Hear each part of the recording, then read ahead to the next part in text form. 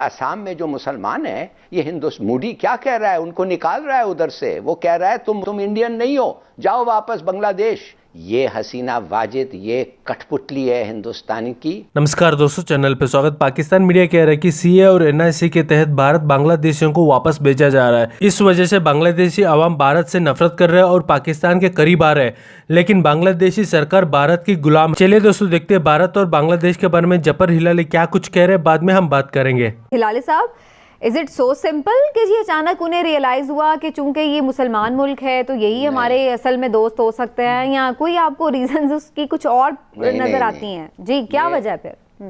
देखिए, पहली बात ये है कि वो उसने एम्बेसडर को नहीं बुलाया। वो बेचारा एम्बेसडर 3 महीने से ठहरा हुआ था अपॉइंटमेंट लेने के लिए, और बड़े देर के बाद उसने दिया। ये हसीना वाजिद, ये कठपुतली है हिंदुस्तानी की, और ये मत समझिए कि इसके वजह से ये ओवरचर पाकिस्तान की तरफ हुआ है। ये ओवरचर इसलिए हुआ है कि बंगाली मुसलमान जो है वो हिंदू राज से नफरत करता है। बंगाली मुसलमान, आप भूले नहीं, बंगाल ने मुस्लिम लीग ढाका में फाउंडेशन था, ढाका में अंदर हुआ। बिल्कुल। और बंगाल ने पाकिस्तान बनाया। ये पंजाब जो है, ये तो सिकंदर हयात के ज़माने में ये हिंदुओं वो यूनियन पार्टी के साथ इनका कोalition गवर्नमेंट था। ये तो पता नहीं पाकिस्तान के लिए वोट भी करते जो नहीं, आप जो ओन अप कर रहे हैं पाकिस्तान के लिए इतना, मैं तो कहता हूं कि पता नहीं था उस वक्त क्या होता। वो भी हम मार्जिनली जीते, वो जो रेफरेंडम जो भी था वो जो हुआ था उधर। तो नहीं, ये कठपुतली है, ये हिंदुस्तानी कठपुतली है, और इसका कुछ नहीं है। ये बंगाल के अवाम का प्रेशर है, नंबर 1। दूसरी बात है कि क्यों हुआ ये प्रेशर। वो इसलिए हुआ है कि आपको मैं बताना चाहता हूं कि ये इंडियन मुस्लिम्स के असम में जो मुसलमान हैं, ये हिंदुस्तान मोदी क्या कह रहा है, उनको निकाल रहा है उधर से। वो कह रहा है तुम मुसलमान, ये तुम बंगाली, तुम इंडियन नहीं हो, जाओ वापस बांग्लादेश। ये असम के मुसलमानों को ढकेल रहा है और इनटू बांग्लादेश। वो जाहिर है वो बड़े नाराज हैं। वो कह रहे हैं यार ये किस किस्म का आदमी है। तीसरी बात यह है कि फराका और गैंजीज, फराका में उन्होंने एक वाटर, वो जो पुराना डिस्प्यूट है पाकिस्तान, अभी तक वो रिजॉल्व नहीं हुआ है। उसका काफ़ी हद तक उन्होंने जो पानी गैंजीज से आ रहा है बांग्लादेश के अंदर, उन्होंने कम कर दिया है सर्दियों में। और तीसरा एक और रिवर है जो सिक्किम और वेस्ट बंगाल से निकलता है, और जो रागनपुर डिस्ट्रिक्ट बंगाल से आता है, उसका फ्लो उन्होंने तो ब्लॉक किया हुआ है विंटर में। माने समझिए कुछ नहीं है। तो ये होता है उनके, अगर आप इनके साथ दोस्ती करें ना तो ये मिलता है आपको। आपको लगता है पाकिस्तान के साथ बांग्लादेश के जो मामलात हैं वो नॉर्मलाइज हो जाएंगे, अच्छे हो जाएंगे ताल्लुकात? देखिए, आपको मैं बताना चाहता हूं कि उस औरत ने, ये हसीना ने क्या कहा जब हमारे एम्बेसडर से खुदाफिजी कर रही थी। हमारे एम्बेसडर को कहती है, और ये छपा है, कि हम बांग्लादेश में उम्र भर तक नहीं भूलेंगे जितने लोगों को तुमने मारा है बांग्लादेश में। माने जो लोग मारे गए हैं बांग्लादेश में, उसका मतलब ये था जो पाकिस्तानियों ने मारा है। ठीक। काश के मैं उस वक्त होता तो मैं उसे कहता, और मैं आपको मिसेस प्रेसिडेंट, मैं याद दिलाना चाहता हूं कि मेरा CSP कॉलीग मोहम्मद इकबाल को जिस तरीके से आपकी मुख्ती बहिने ने उसको और उसकी बीवी के साथ क्या किया और किस तरीके से कत्ल किया था, तो हम भी उम्र भर तक नहीं भूल सकते। बिल्कुल, रंजिशें तो दोनों तरफ से। और मुझे तो एक बिल्कुल, तो ये कहना, क्या कहने की, इसकी जरूरत क्या थी उसको कहने की, आप मुझे बताएं। आप अगर नया पेज एक स्टार्ट करना चाह रहे हैं तो फिर पास्ट को आपको बहुत सारी चीजें, हाँ बिल्कुल, इग्नोर करनी पड़ती है। बिल्कुल सही है। इमरान साहब, आपको लगता है कि इस मौके से फायदा उठाया जा सकता है? असल बात ये है हिलाली साहब, हम भी ये नहीं कह रहे कि एकदम से एक रात में ऐसे जादू होगा कि पाकिस्तान और बांग्लादेश के ताल्लुकात बेहतर हो जाएंगे, लेकिन हम ये कहते हैं कि बेहतरी आइस मेल्टिंग शुरू हो गई है। आइस देखिए कि सकूते ढाका जब हुआ तो इससे बड़ा सानहा ना पाकिस्तान के लिए कोई था ना बांग्लादेश के लिए। वो हिस्ट्री में नहीं जाते, बड़ी लंबी हिस्ट्री है। लेकिन 1974 में जुल्फकार अली भुट्टो और शेख मुजीब, इनके दरमियान एक एग्रीमेंट हो गया था।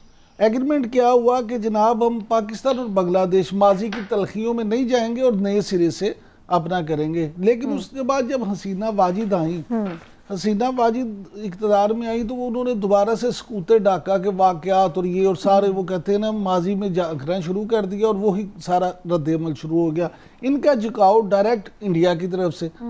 अब इंडिया की मामला ये था कि इंडिया ने तो सारी साजिश रचा के ये सारा काम किया था, पाकिस्तान को दो लख्त किया था, तो इंडिया की तो हमेशा से ये कोशिश थी और इंडिया इसलिए इन्हें लॉलीपॉप भी देता रहता था, इन पे नवाजिशात भी करता था।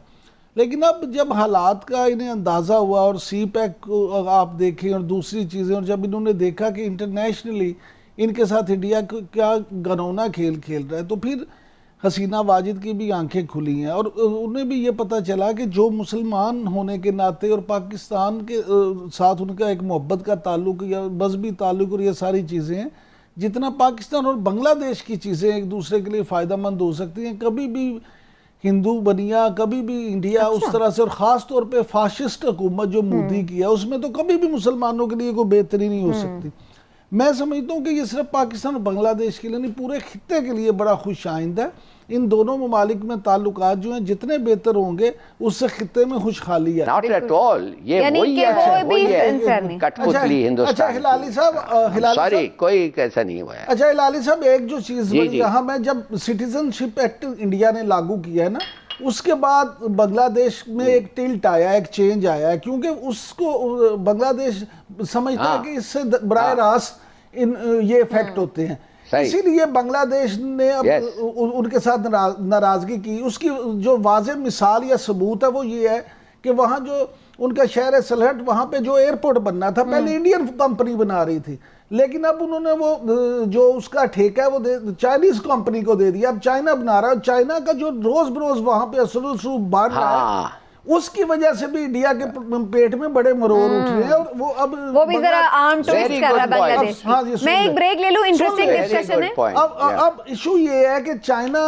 का जब वहाँ असर रसूख बढ़ेगा, और चाइना का अगर आप हिस्से में देखेंगे सिर्फ बांग्लादेश में नहीं, पाकिस्तान में, अफगानिस्तान में, सारे मामले में जब उसका असर रसूख बढ़ रहा है तो इंडिया को उसकी तकलीफ हो रही है। भारत और बांग्लादेश के रिश्ते बहुत पुरानी और बहुत तगड़ा है, लेकिन पाकिस्तान चाहता है किसी न किसी तरीके से भारत और बांग्लादेश के बीच में दरार आ जाए और बांग्लादेश हमारे साथ मिल जाए।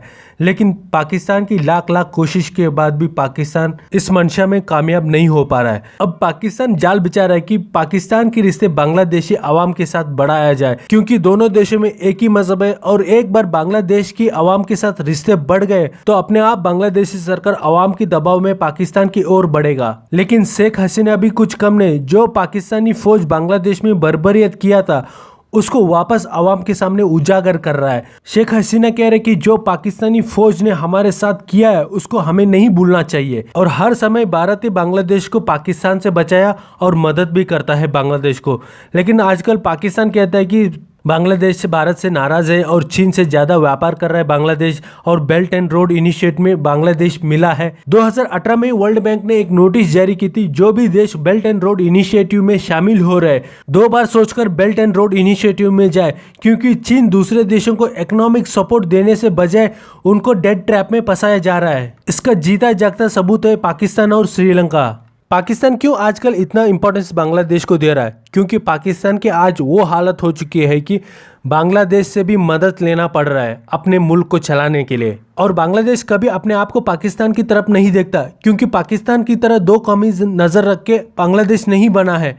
बांग्लादेश बना है अपने हक और आज़ादी के लिए, पाकिस्तान से लड़कर बांग्लादेश स्वतंत्र बना था। दोस्तों, भारत और बांग्लादेश के रिश्ते के बारे में आपकी क्या राय, प्लीज़ कमेंट बॉक्स में कमेंट करिए और चैनल को लाइक शेयर सब्सक्राइब करिए, साथ ही बेल आइकन को दबाइए ताकि हमारी वीडियो आप तक पहुंचे। धन्यवाद। जय हिंद दोस्तों।